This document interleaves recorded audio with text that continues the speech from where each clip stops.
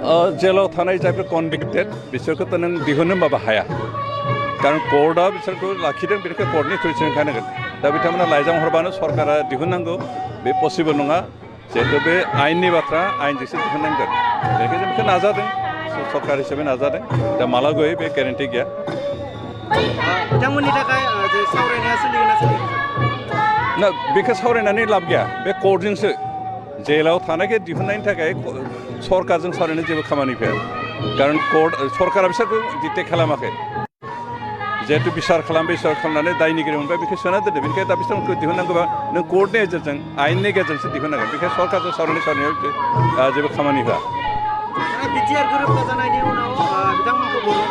जे उदां अख्राङाव लाबोनाय जागोन होननानै बाथ्रा बुंदोंमोन नाथाय मा जागोन बेखौ उदां खालामनोबा हाया जायफोर जास्ट सोना दोनजादों कनभिक्टेड जायाखै बिसोरखौ हागोन खिन्थु कनभिक्टेडखौ नों सुक्तिजों हाया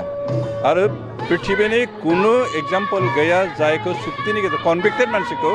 सुक्तिनि गेजेरजों दिहुननाय बेबायदि कुनु एग्जाम्पल गैया बेनिखायनो किसुमान मानसियानो अपप्रसार खालामलाबाय थायो आयेना मा कनभिक्सना मा जास्ट